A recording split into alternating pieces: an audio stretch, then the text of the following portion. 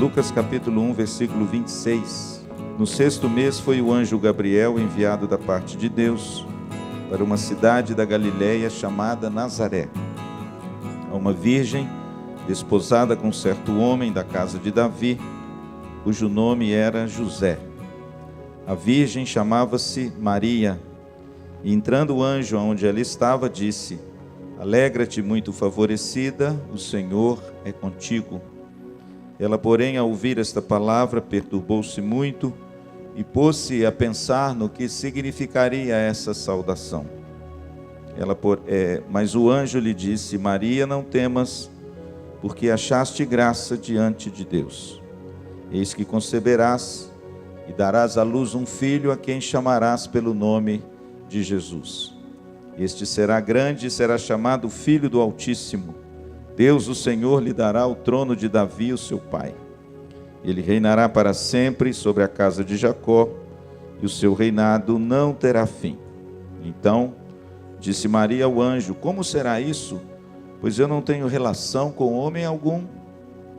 Respondeu-lhe o anjo: Descerá sobre ti o Espírito Santo, e o poder do Altíssimo te envolverá com a sua sombra.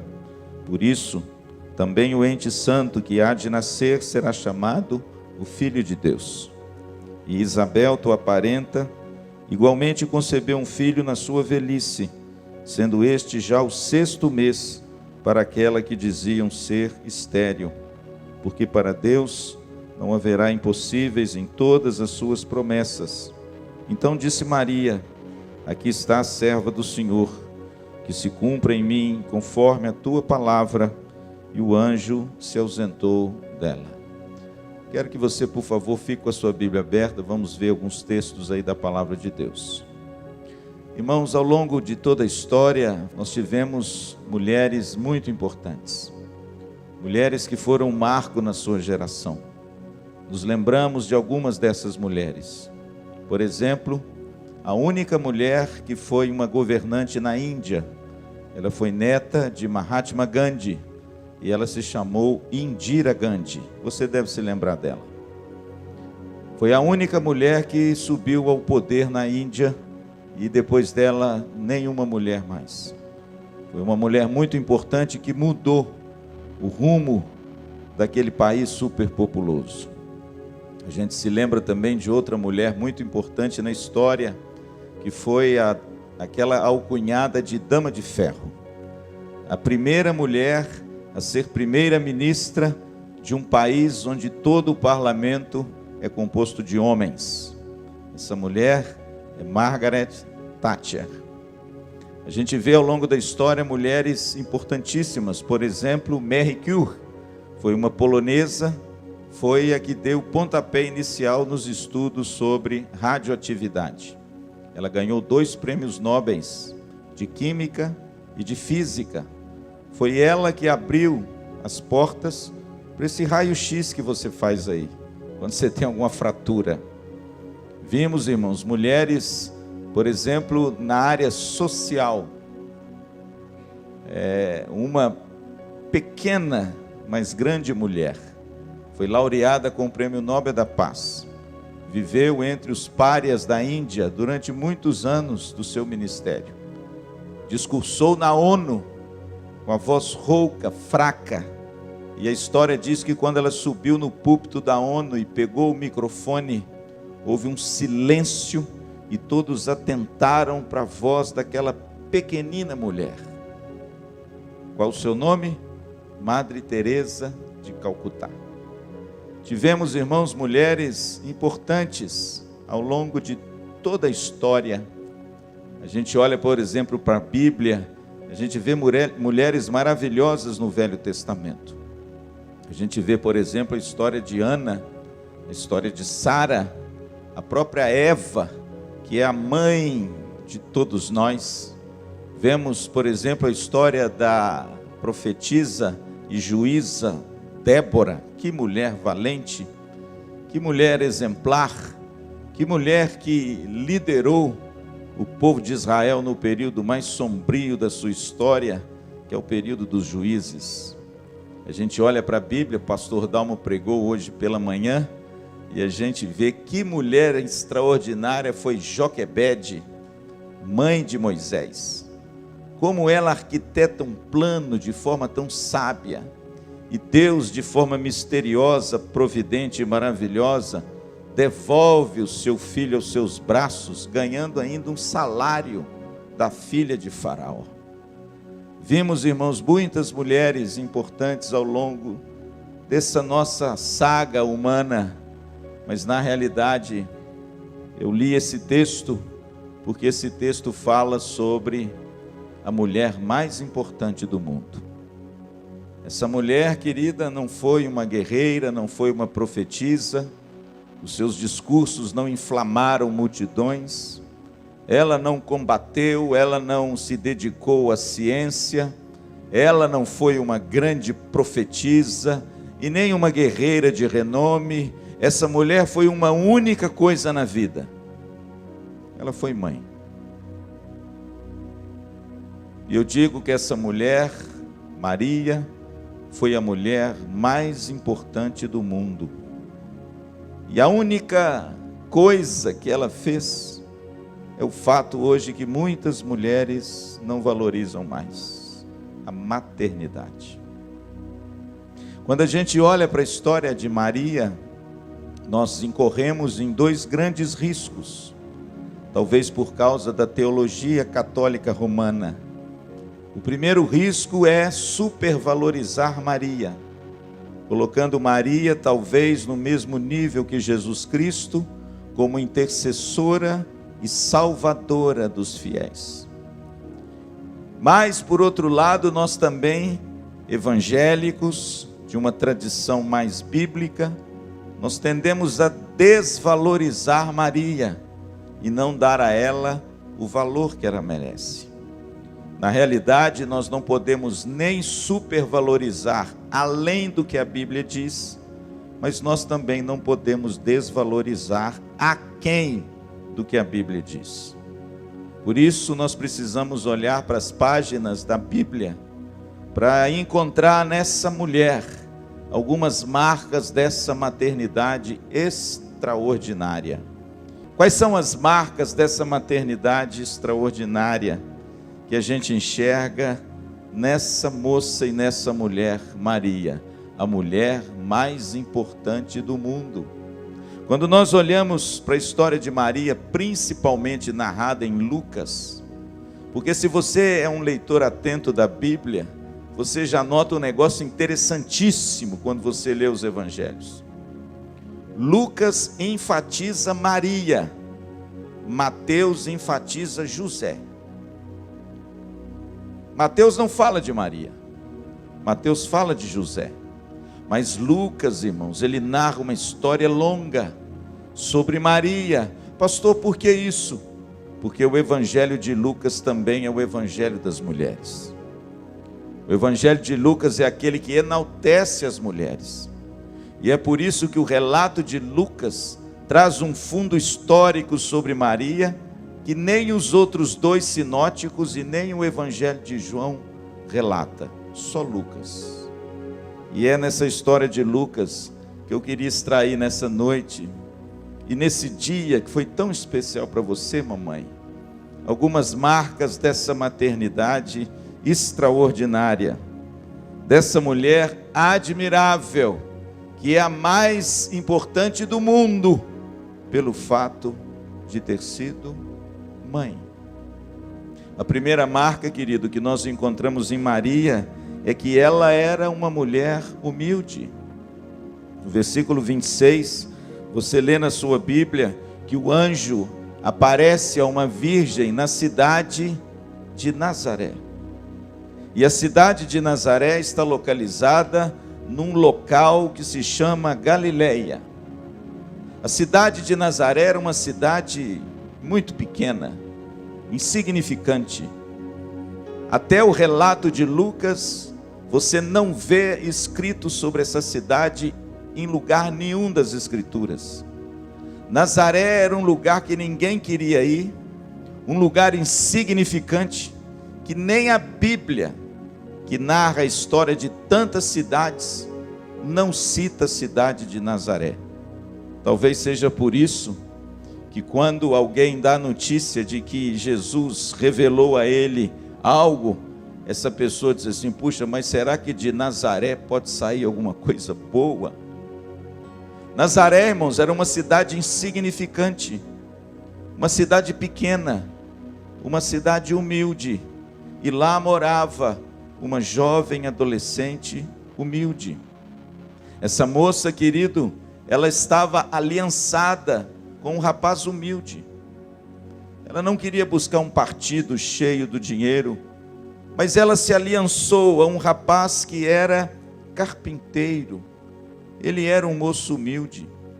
Quando o menino nasce, ela leva o menino no templo, capítulo 2 do Evangelho de Lucas.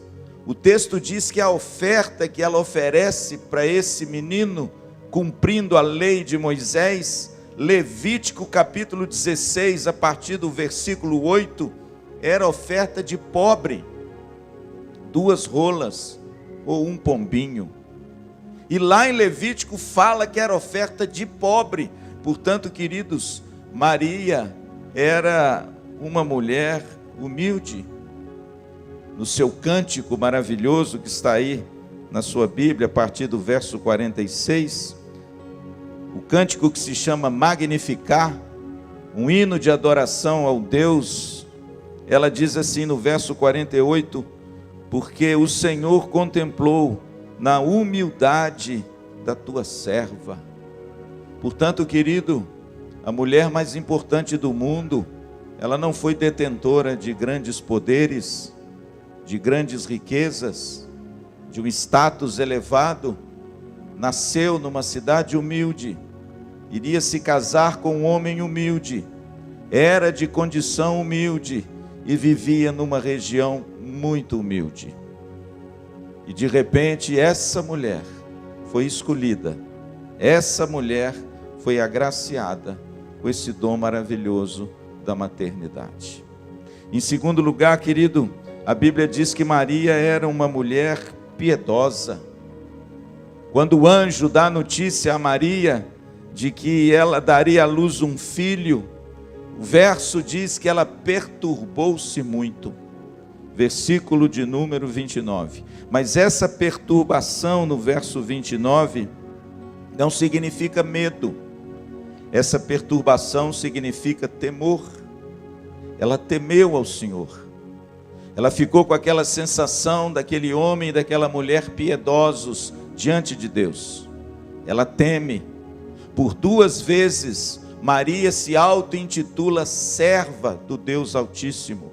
Por exemplo, no verso 38, quando ela responde ao seu chamado, ela diz assim: aqui está a serva do Senhor. Um homem e uma mulher que são servos, é um homem e uma mulher humildes. Maria, além de ser uma pessoa humilde, ela era uma mulher piedosa. Pastor, quem é a mulher piedosa? É aquela que entende o senhorio do seu Senhor, obedece com temor e tremor, e ela tem a cerviz macia, e ela se dobra diante do seu Senhor. Portanto, essa é a segunda marca da mulher mais importante do mundo. Era uma mulher piedosa. E como nós precisamos, irmãos, de mulheres e mães piedosas para criarem os seus filhos. Como nós precisamos de modelos de mulheres para que meninos e meninas dentro dos nossos lares olhem para a mãe e vejam na mãe a pessoa, a figura bendita do Senhor Jesus Cristo. Como é importante, irmãos, uma mãe ensinar o seu filho, zelar do seu filho, cuidar do seu filho nas mais diversas esferas do seu crescimento. É importante. É importante, mamãe, você colocar o seu filho num judô. É importante, talvez, você colocar o seu filho numa aula de natação. É importante, mamãe, você colocar o seu filho no inglês. É importante, mamãe, você colocar o seu filho numa aulinha de futebol. É importante, mamãe, você colocar o seu filho no Kumon, para ele aprender a fazer conta em matemática rápido. É importante, querido, você colocar o seu filho numa ótima escola. É importante você zelar pelo crescimento do seu filho intelectual. Mas me desculpe, minha mamãe querida, o mais importante é você levar o seu filho aos pés de Cristo. É você ser um exemplo de uma mãe piedosa, de uma mãe que o seu filho espelhe em você a imagem do Deus eterno, e ele possa crescer aos seus pés, porque vê uma mulher piedosa. E todas as vezes que eu falo em mulher piedosa, eu me lembro, sabe de quem? De Ana. Que mulher piedosa, irmãos. A Bíblia diz que todo ano, está lá em 1 Samuel, Ana ia em Siló, onde estava o templo, onde estava a casa do Senhor. A Bíblia diz que ela adorava o Senhor em lágrimas e angústia no coração, porque ela clamava a Deus por um sonho lícito de toda mulher. Qual é? Ter um filho. E a Bíblia diz que ela tinha uma mulher vil, mesquinha, rival, dentro da sua casa. O nome dela, Penina. E o texto diz que todas as vezes que ela subia na casa do Senhor para adorar o Senhor, a outra caçoava dela, zombava dela, ridicularizava.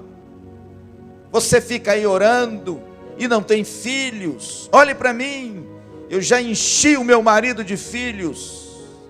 E a Bíblia diz, irmãos, que aquilo para Ana era como uma faca na alma, e ela chorava, e ela se angustiava, e o seu marido, para consolá-la, piorava a situação.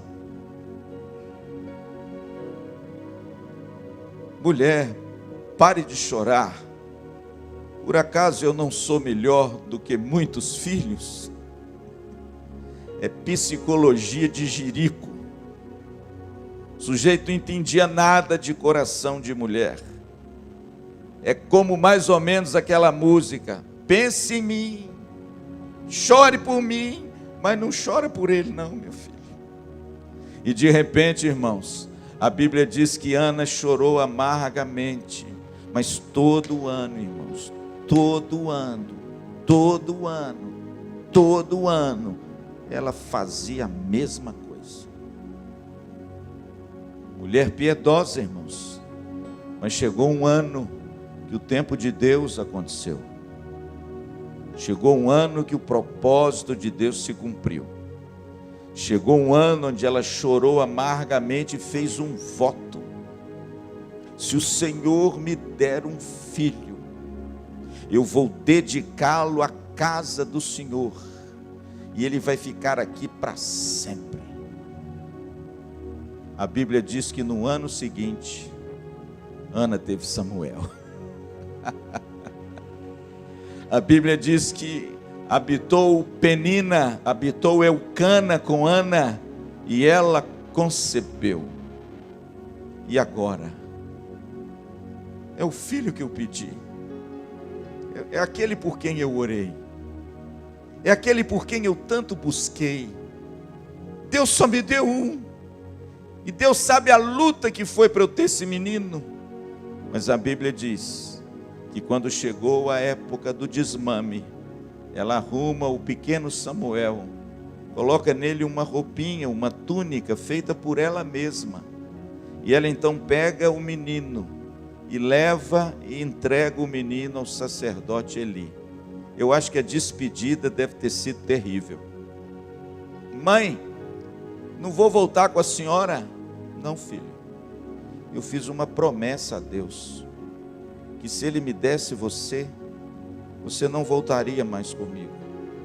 Você ficaria aqui. Eu voltaria só. Aí eu pergunto, que mãe faria isso? Mas ela fez. E o texto diz, irmãos, que Samuel então se tornou o porteiro do templo, aquele que abria as portas para que o povo adorasse a Deus. Mas ele foi muito mais do que isso. Ele abriu as portas para um novo tempo na nação de Israel, o tempo da profecia e dos profetas. Ele foi o primeiro. E você sabe de uma coisa? A Bíblia diz que Deus deu mais 5 filhos a Ana, porque ela cumpriu a sua promessa. Maria, irmãos, era uma menina piedosa. Maria temeu sobremaneira quando o anjo lhe deu essa notícia difícil. Maria se auto-intitulava a serva do Deus Altíssimo. Como nós precisamos, irmãos, de mães piedosas que fazem tudo isso com seus filhos, no judô, na peteca, no futebol. Mas, querida mamãe, não se esqueça do exemplo.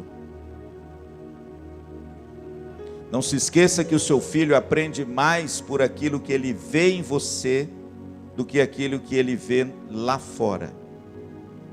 Os grandes exemplos para formarem homens e mulheres de Deus estão dentro de casa. Homens e mulheres piedosos.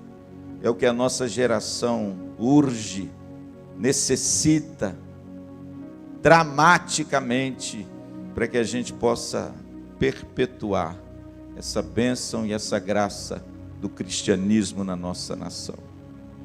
Em terceiro lugar, irmãos, a gente olha para esse texto e vê que Maria também ela foi agraciada por Deus. No verso 28 e no verso 30, o anjo diz mais ou menos a mesma coisa. No verso 28 ele diz: alegra-te, muito favorecida. Significa que ela obteve um grande favor de Deus.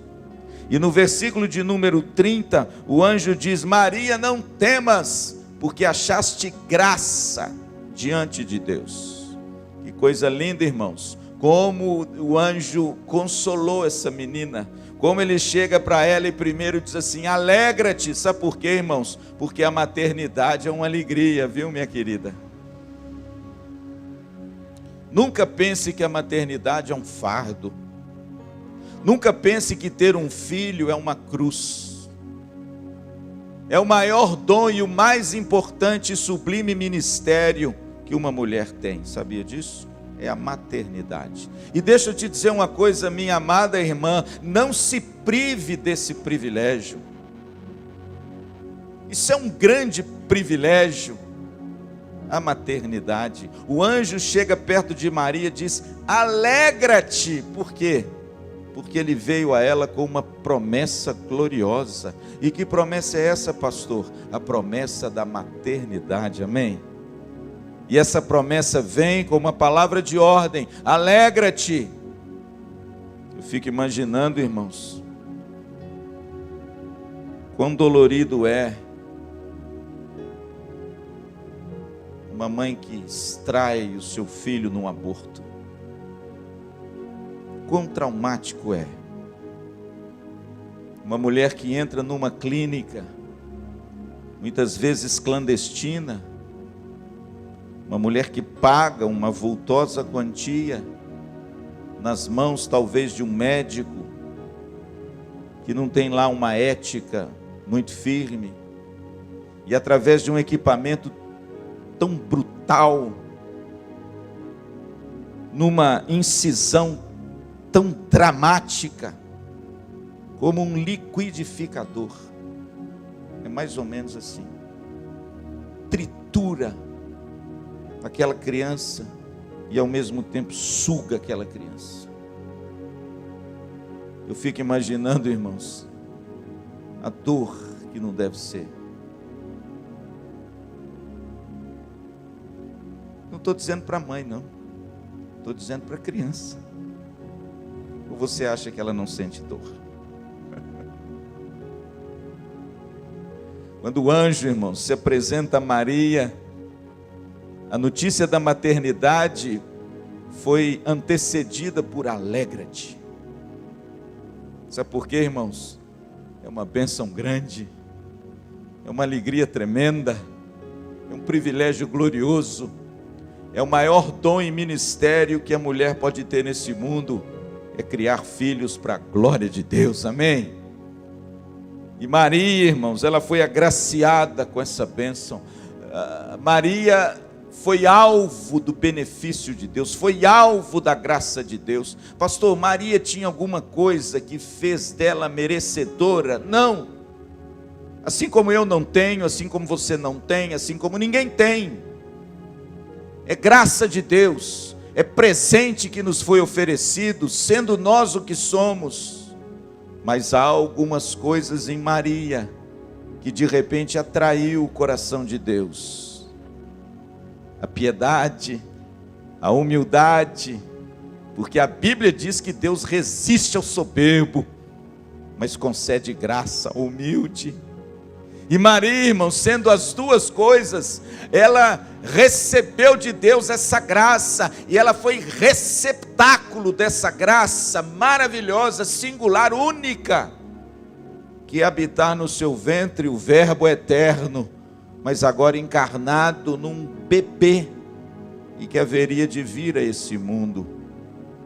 Da mesma forma, você, mamãe, foi agraciada com Deus com essa bênção da maternidade. Alissa, quando veio ao mundo, e eu, pela vontade de Deus, e Teresa, tivemos só ela. Porque se fosse da minha vontade, eu teria mais, viu, Marisa? Eu fico abraçando os meninos dos outros, beijando os meninos dos outros. Mas eu queria mesmo abraçar os meus. Vou ver se daqui para frente eu abraço meus netos. Amém. Né, filha? Se Deus for servido. Se Deus agraciar você com esse dom sublime e maravilhoso. Mas eu me lembro, irmãos, que quando a Teresa foi para o hospital ter a Alissa, ela fez cesariana porque a Alissa não virou, né? Estava sentada, não tinha jeito de fazer parto normal. Eu me lembro que eu tirei a minha roupa, coloquei aquela túnica verde e entrei com a Teresa. Não vi a cirurgia toda porque eu acho que eu não ia aguentar.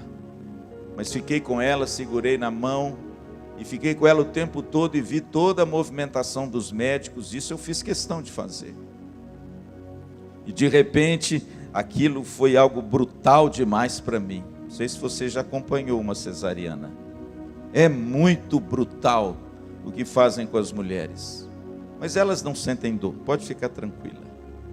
E de repente, irmãos, saiu aquele bebezão de dentro da minha Teresa, e quando aquele bebezão veio ao mundo, irmãos, vermelha, e de repente o médico pegou aquele bebezão, colocou ele numa toalha e disse assim: pai, chega aqui. Aí eu cheguei do lado assim, ele tirou a Alissa, colocou nos meus braços. Na hora que eu olhei para ela, falei: meu Deus, é a cara do avô.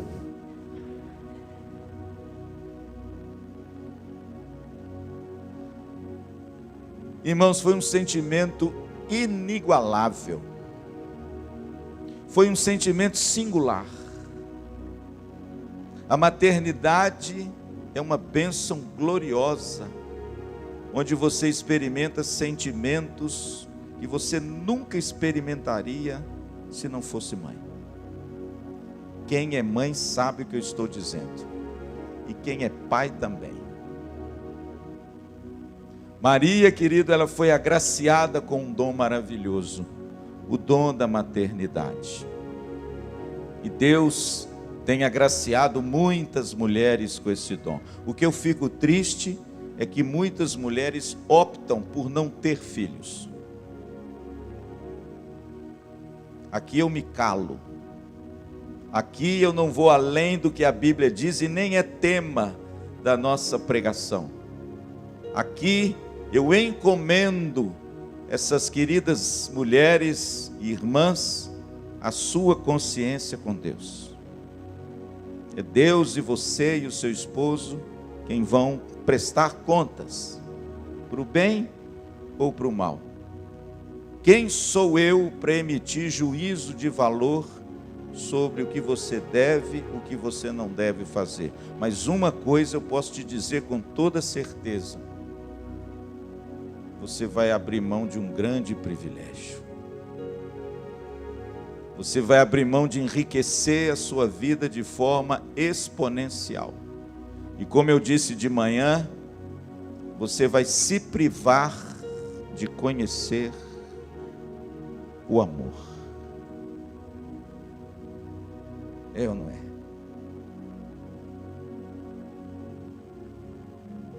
Maria, irmãos, a Bíblia diz que ela foi agraciada por Deus. O anjo disse: Maria, não temas, não tenha medo.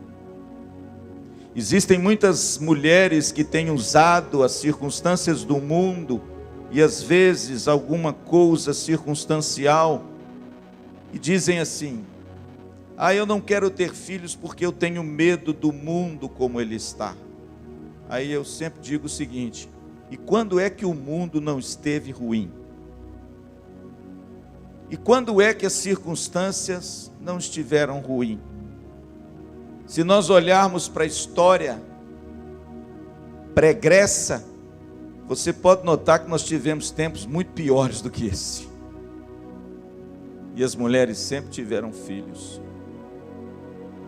Portanto, queridos, quando o anjo diz: não temas, por favor, não se justifique com as circunstâncias do mundo, com de repente umas circunstâncias que você vive. Eu não estou dizendo que você tem que fazer igual a Eva agora e povoar a terra.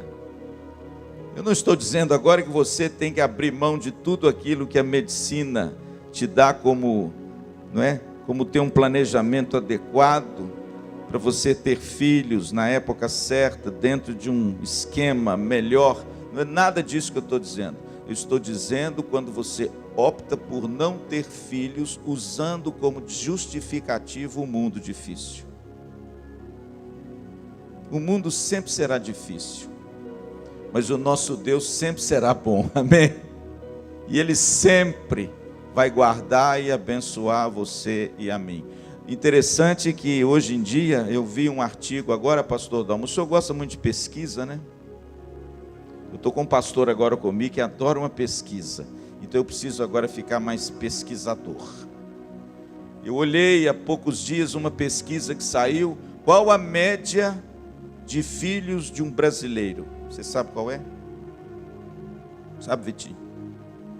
Qual a média de filhos de uma mulher, de um casal brasileiro? 1,9 filhos é a média de um casal no Brasil, de filhos. Quando você vai para o mundo, aí eu pesquisei no mundo, número de filhos no mundo sobe para, viu, Vitinho, 2,3 filhos no mundo. Aí, meu pastor, eu tive aquela curiosidade, pesquisei número de filhos no Islã. Pesquise. Número de filhos no Islã, média, sabe quanto que eu achei? 8,5. Sabe o que significa isso, irmãos? Enquanto nós que temos o nosso Deus, amamos o nosso Deus, os nossos filhos, temos promessa de que serem herança do Senhor.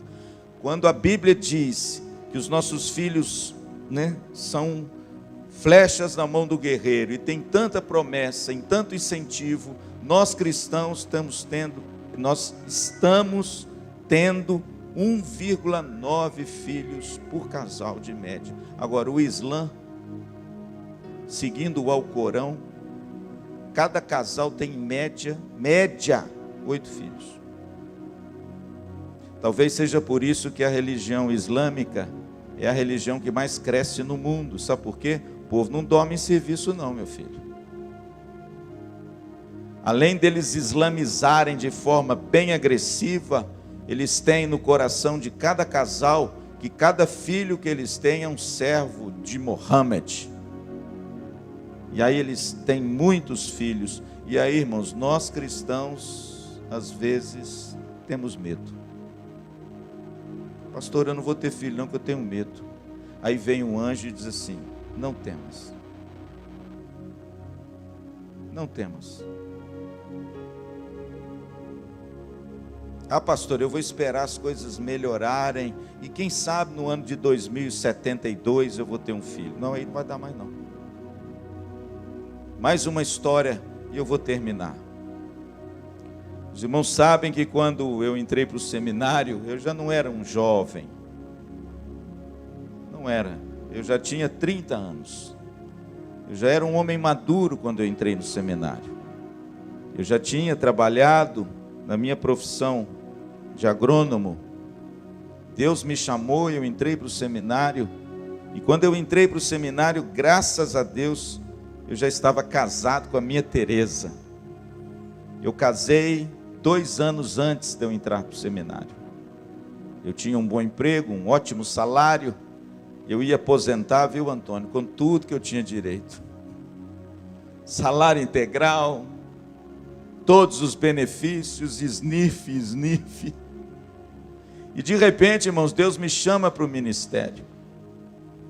E aí eu abandono tudo, peço demissão. Você conhece a história.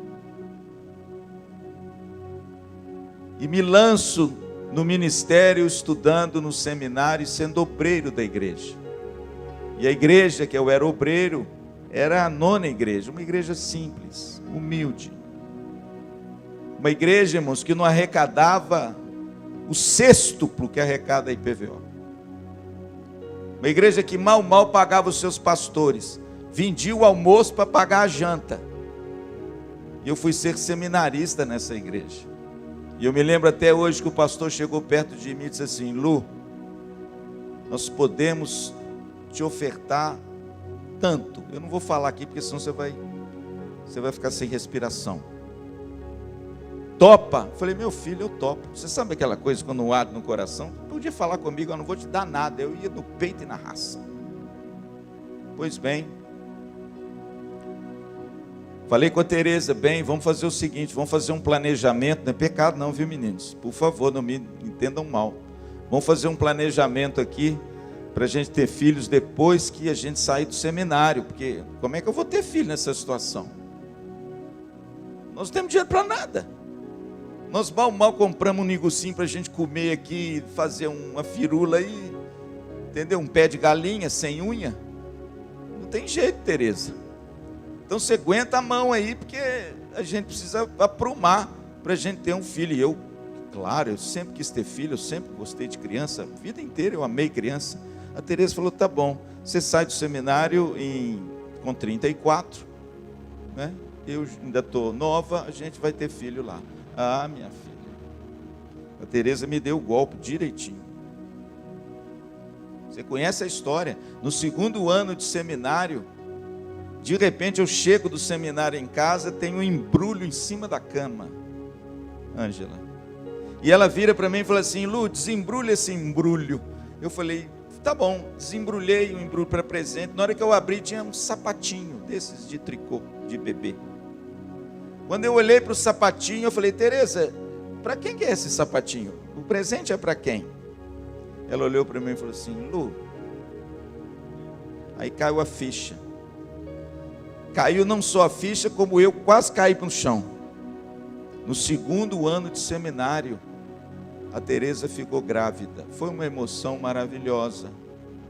Mas no fundo, eu pensei o seguinte: como é que vai ser isso?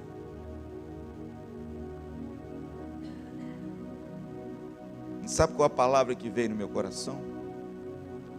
Não temas. Não temas.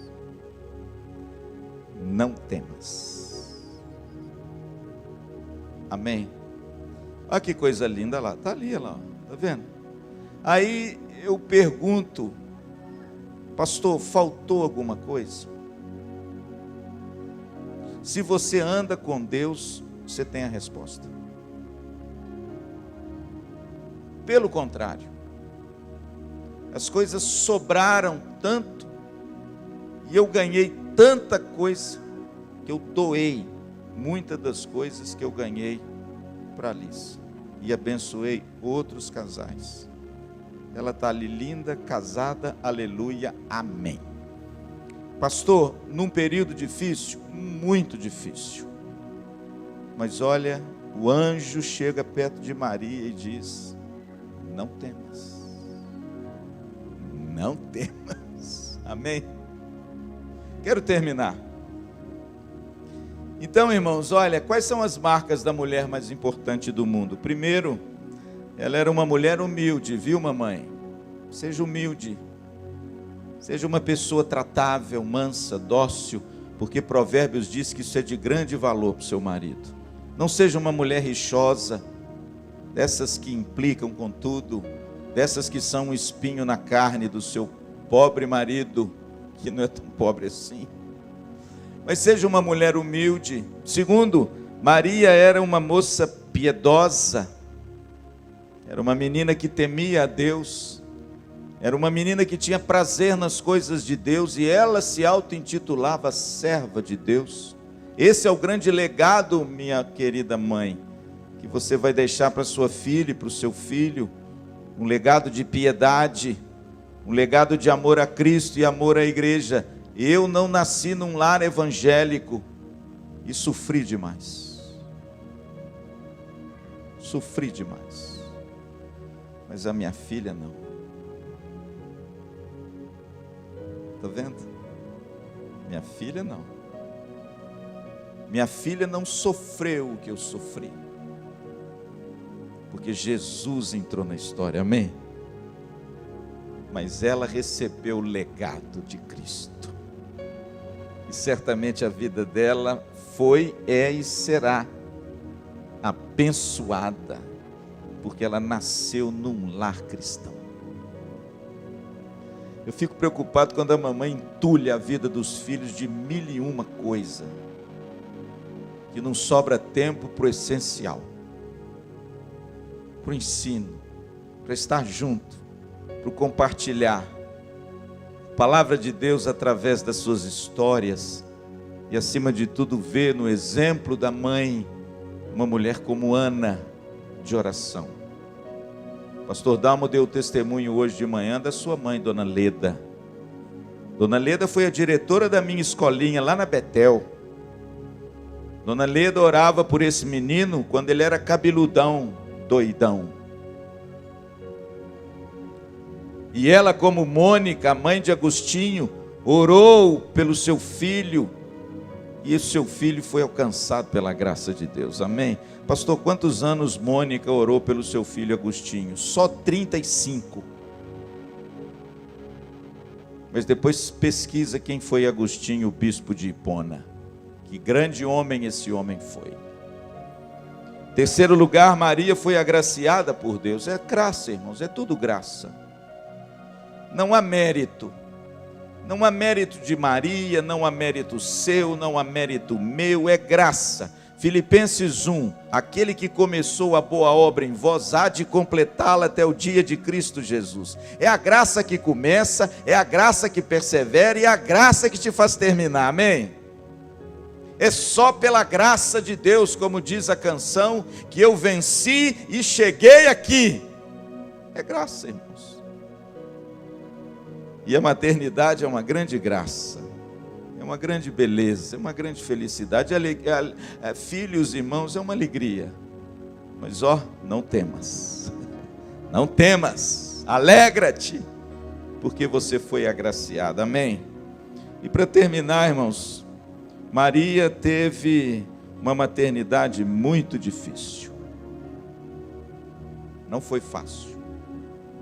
Não espere flores apenas da maternidade. Estou certo ou estou errado?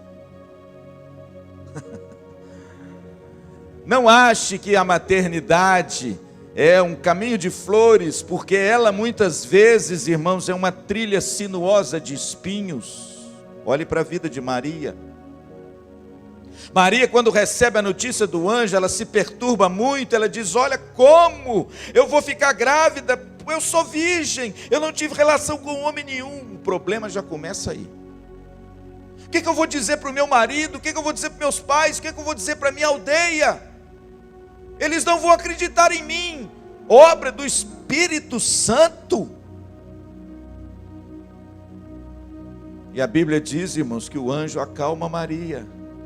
Que o anjo diz para ela: Maria, não temas, descerá sobre ti o Espírito Santo, e como uma sombra ele te envolverá, e o ente que você vai dar à luz é o Filho de Deus, é um ente santo, e você colocará o nome de Jesus, porque Ele salvará o seu povo dos pecados deles, diz Mateus. Maria, irmãos, teve uma concepção muito difícil.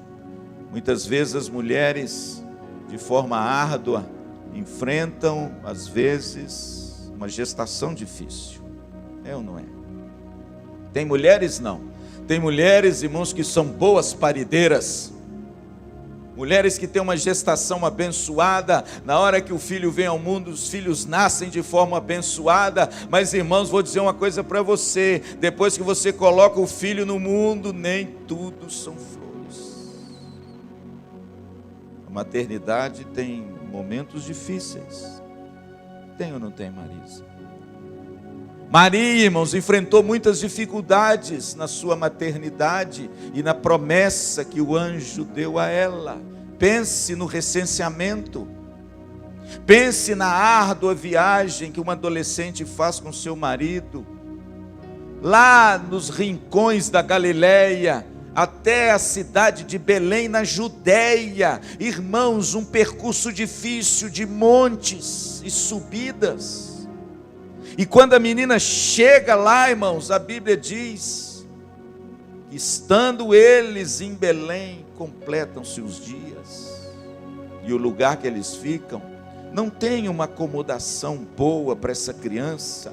E de repente, aonde os animais comem, eles ajeitam ali uma caminha, e quando o bebê nasce, ela enrola o menino em faixas e deposita ele aonde?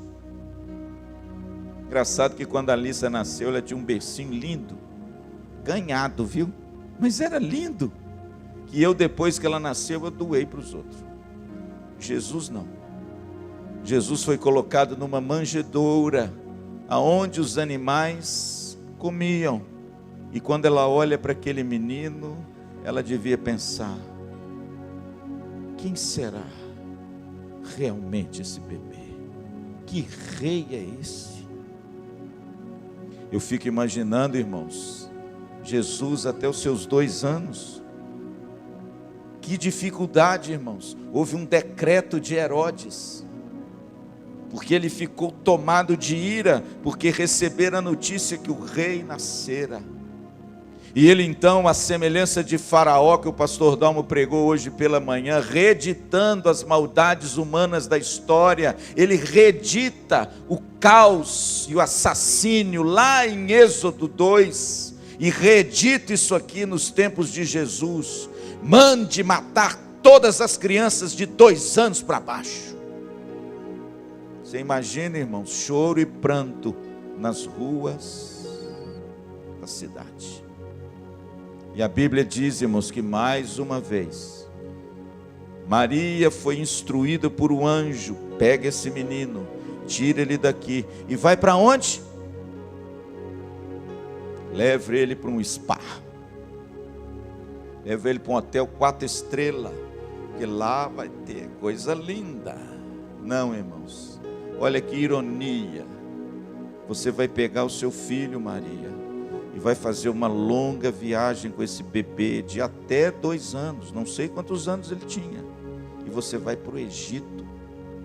Egito. Mas foi lá que o povo ficou 450 anos escravo. Foi lá que o povo foi tiranizado e que houve morte de tantos judeus no Egito. Senhor, o senhor está certo, é para o Egito que nós vamos ir. Para o Egito. E aquela menina, irmãos, piedosa, humilde, que recebeu aquele dom maravilhoso da maternidade, ajunta suas pequenas coisinhas, pega o seu marido e de repente faz uma longa viagem naquele lugar que as recordações que um judeu tinha não eram boas. Era a mesma coisa que pegar uns judeus do Holocausto e lá na frente falar assim: agora você vai voltar lá para o campo de concentração e vai ficar lá até eu dizer para você voltar. E lá vai Maria, irmãos, com José. E o interessante é que quando eu fui a primeira vez no Egito, o nosso guia virou para mim e falou assim: pastor, Vou levar o senhor aonde eles entendem que a Sagrada Família ficou. Aí nós fomos num lugar que tem uma grande igreja muito linda, antiga, copta, construída, é a religião cristã hoje do Egito. E de repente, irmãos, nós descemos numa grande escada bem profunda. Nós descemos mais ou menos ali uns 50 degraus. Eu fiquei até meio temeroso, porque eu falei, meu Deus, onde isso vai dar?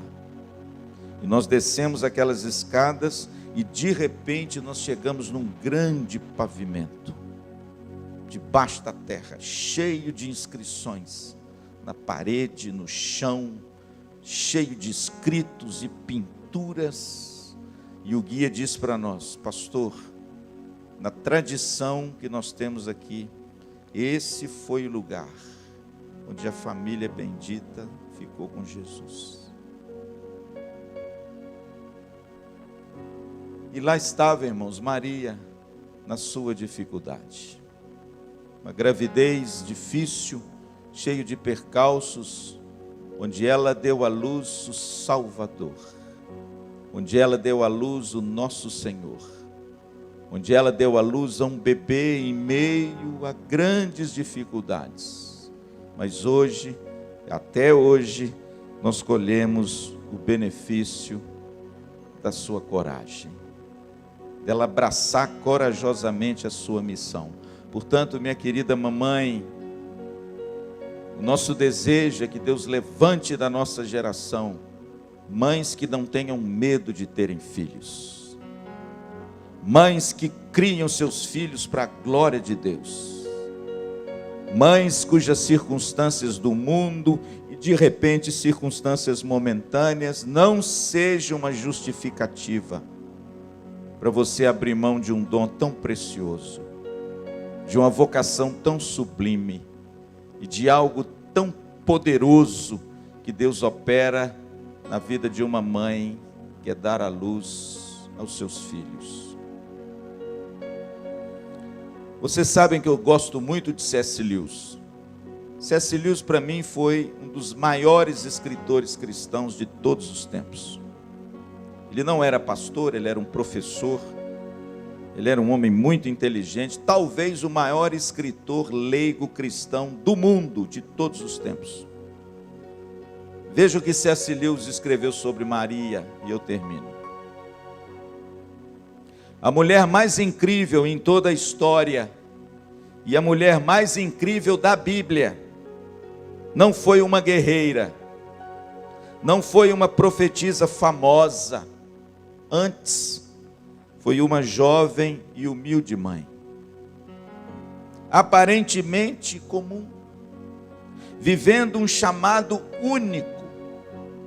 Não liderou um exército, não arrebatou multidões com seus discursos inflamados, não se envolveu em dramas políticos. A mulher mais notável da história foi uma única coisa: ela foi mãe. Querida, não troque isso por nada. Amém? Dedique-se ao maior ministério e dom que Deus te deu, que é o dom da maternidade. E ó, feliz Dia das Mães. Amém?